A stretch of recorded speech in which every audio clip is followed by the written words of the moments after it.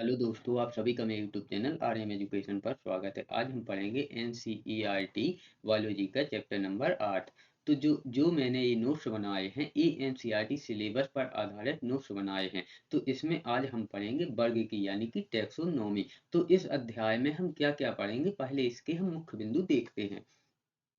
तो पहले इसका जो पार्ट फर्स्ट है, इसमें हम पढ़ेंगे टैक्सोनॉमी यानी वर्ग की क्या होता है। और वर्ग की के अंदर ही पढ़ेंगे हम, जैसा कि मैंने यहाँ पर आप लोगों को एरो भी लगा रखा है। तो वर्ग की के अंदर ही एनाइमा एनाइमा को पढ़ेंगे।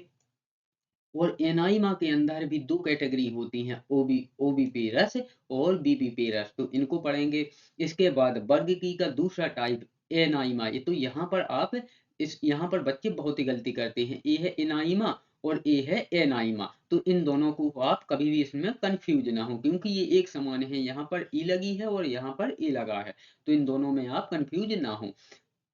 इसके बाद हम पार्ट फर्स्ट में ही पढ़ेंगे दूसरे नंबर पर प्रोटोजोआ फाइलम। इसके बाद होगा हमारा पार्ट दूसरा स्टार्ट, क्योंकि मैंने इसको एक ही वीडियो में इसलिए नहीं रखा है क्योंकि वीडियो बहुत लंबी हो जाती है। तो आप लोग पूरी देखते नहीं हो और आप खुद समझिए कि इन सभी मुख्य मुख्य बिंदुओं को छांट कर एक प्रैक्टिस एक नोट्स तैयार करना कितनी मेहनत का काम होता है। तो मैंने इसको पार्ट बाय पार्ट में डिवाइड कर दिया है, तो आप लोगों को पढ़ने में भी आसानी होगी और मुझे पढ़ाने में भी आसानी होगी। लेकिन हम पढ़ेंगे इनको बिल्कुल सीरियल नंबर यानी क्रमांक टू क्रमांक। तो इस प्रकार हमारा पार्ट फर्स्ट खत्म होगा। इसके बाद हम पार्ट सेकंड में पढ़ेंगे एनिमेलिया जंतु जगत की परिभाषा। और एनिमेलिया जंतु जगत के अंदर ही हम पढ़ेंगे कि डिप्लोब्लास्टिक क्या होता है, डिप्लोब्लास्टिक क्या होता है, उसके बाद द्विपार्श्व सम्मिति क्या होती है, और ये पार्श्व सम्मिति क्या होती है और असम्मिति क्या होती है। तो इनको हम पार्ट 2 में कंप्लीट करेंगे। अब पार्ट 3 में हम पढ़ेंगे एनिमेलिया जंतु जगत का वर्गीकरण वर्गीकरण। तो इसको हम कितने पार्ट में वर्गीकृत किया गया है, इनको भी हम पार्ट 3 में कंप्लीट करेंगे। तो पहला पहला है संघ पोरिफेरा, दूसरा है संघ सिलेंडेटा या नाइडेरिया, तीसरा है संघ प्लेंटीहेल्मिन्थीज, चौथा है संघ एस्केलेमेंथीज, पांचवा है संघ एनिलिडा, छठवां है संघ ऑर्थोपोडा, सातवां है संघ मोलस्का, आठवां है संघ इकाइनोडर्मेटा, नौवां है संघ प्रोटोकार्डेटा और 10वां है संघ कार्डेटा। अब कार्डेटा के अंदर भी उपसंघ वर्टिब्रा होते हैं, तो इनको हम पार्ट 4 में कंप्लीट करेंगे। तो उपसंघ वर्टिब्रा में पहला होता है मत्स्य वर्ग, दूसरा होता है एम्फीबिया वर्ग, तीसरा होता है सरीसृप वर्ग, चौथा होता है पक्षी वर्ग और पांचवा होता है स्तनी वर्ग। अब स्तनी वर्ग के अंदर भी तीन कैटेगरी होती हैं। जैसे पहली होती है उपवर्ग प्रोटोथीरिया, दूसरी होती है उपवर्ग मेटाथीरिया, तीसरा होता है उपवर्ग यूथीरिया। इस प्रकार से हम एनसीईआरटी बायोलॉजी का चैप्टर नंबर 8 वर्ग की को 4 पार्ट में कंप्लीट करेंगे। और इसमें आपका एक भी पॉइंट मिस नहीं होगा, क्योंकि मैंने इसमें सभी पॉइंटों को ऐड किया है। तो चलिए हमारा आज पार्ट पहला स्टार्ट करते हैं। तो वर्ग की यानी कि टैक्सोनॉमी क्या होती है। तो जंतु विज्ञान की वह शाखा जिसके अंतर्गत विभिन्न जंतुओं का नामकरण एवं वर्गीकरण किया जाता है, जिसके फलस्वरूप संबंधित जंतुओं को एक निश्चित समूह में रखकर शेष जंतुओं से पृथक कर दिया जाता है, उसे वर्ग की कहते हैं। यानी कि जैसे कि हाथी है तो उसको अलग समूह में रख देते हैं, और शेर है तो उसको अलग समूह में रख देते हैं। यानी कि जितने भी जीव जंतु हैं तो उनका नाम, उनका वर्गीकरण कि ये किस कैटेगरी में रहेगा, ये किस कैटेगरी में रहेगा, इस प्रकार से इसी को वर्गीकरण यानी कि टैक्सोनॉमी कहते हैं। जंतुओं के वैज्ञानिक वर्गीकरण का सर्वप्रथम प्रयास ग्रीक दार्शनिक अरस्तु ने 384 से 322 बीसी द्वारा किया गया था। यानी कि अरस्तु द्वारा किया गया था।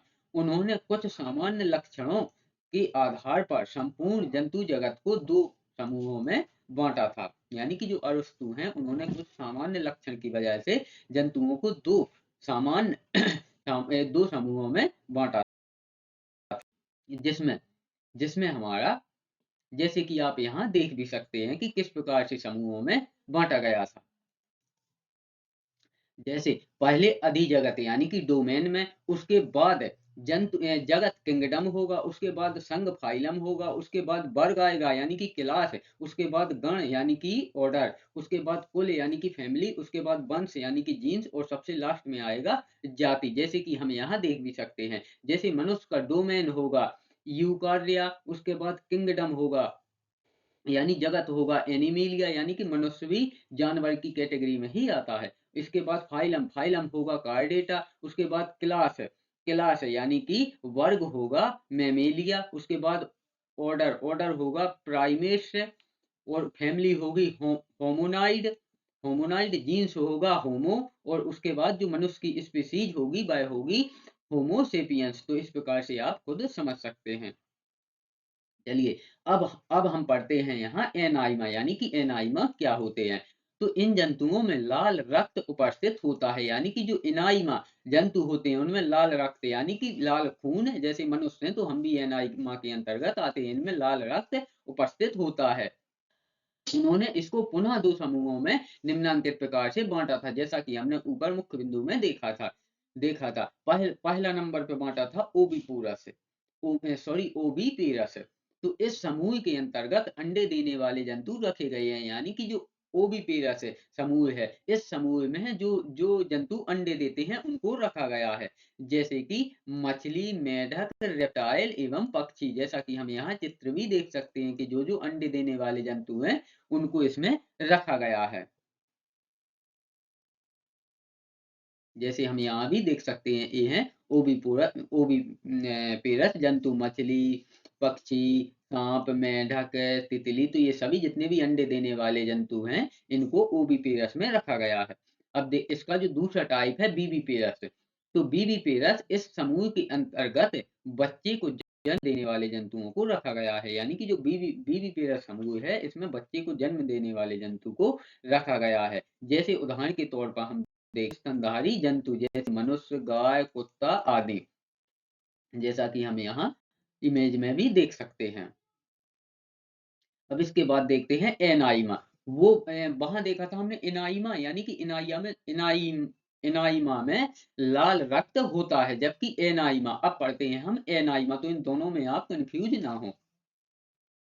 इन जंतुओं में लाल रक्त का अभाव होता है यानी कि इन जंतुओं में लाल रक्त नहीं पाया जाता है, जैसे स्पंज, सिलेंट्रेट, ऑर्थोपोडा, मोलस्का इत्यादि। जैसा कि आप यहाँ पर इमेज भी देख सकते हैं, अगर इन जंतुओं को हम काटेंगे तो इनमें लाल खून नहीं निकलेगा यानी कि इनमें लाल रक्त का अभाव होता है। आधुनिक समय में जंतु जगत का सबसे अधिक प्रचलित वर्गीकरण स्टोर तथा यूसिंजर का वर्गीकरण है, जिसे सबसे आधुनिक वर्गीकरण भी माना जाता है।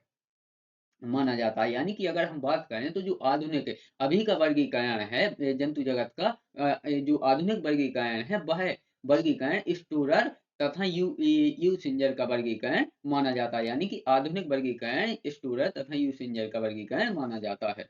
अब देखते हैं दूसरा नंबर यानी कि वर्गीकी को तो हमने डिटेल में पढ़ लिया। अब देखते हैं प्रोटोजोआ, ये सभी आते वर्गीकी के अंतर्गत ही हैं। चलिए तो दूसरे नंबर पर है प्रोटोजोआ फाइलम यानी कि प्रोटोजोआ संघ। तो प्रोटोजोआ प्रारंभिक जीव है।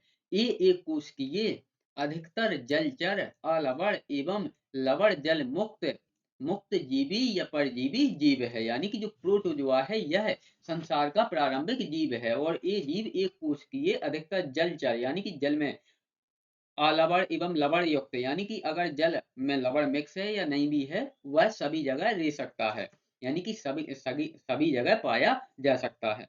प्रोटोजोआ चलन यानी कि जो प्रोटोजोआ लोकोमोशन अंगुलीकार, पादप, कसाव या सीलिया से होता है। प्रोटोजोआ का पोषण अधिकतर विषम पोषित होता है यानी कि जो प्रोटोजोआ होता है उसका जो खाना पीना होता है वह दूसरों पर ही निर्भर करता है यानी कि विषम पोषित होता है। दूसरा है प्रोटोजोआ का जनन। तो प्रोटोजोआ का जनन जनन या वृद्धि बहुखंडन या संग युग्मन के द्वारा होता है।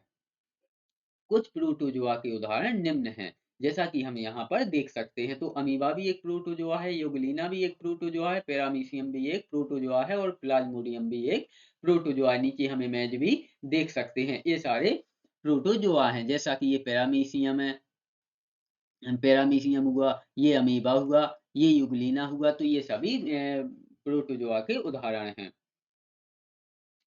हैं। अब यहाँ पर हमारा पार्ट फर्स्ट खत्म हो गया। अब पार्ट सेकंड को हम अगले वीडियो में कंप्लीट करेंगे। तो चलिए, अगर आज का यह वीडियो आपको पसंद आया हो तो वीडियो को लाइक करें, चैनल को सब्सक्राइब करें। प्रतिदिन ऐसे ही एनसीईआरटी सिलेबस पर आधारित नोट्स पाने के लिए तो वीडियो में अंत तक बने रहने के लिए धन्यवाद।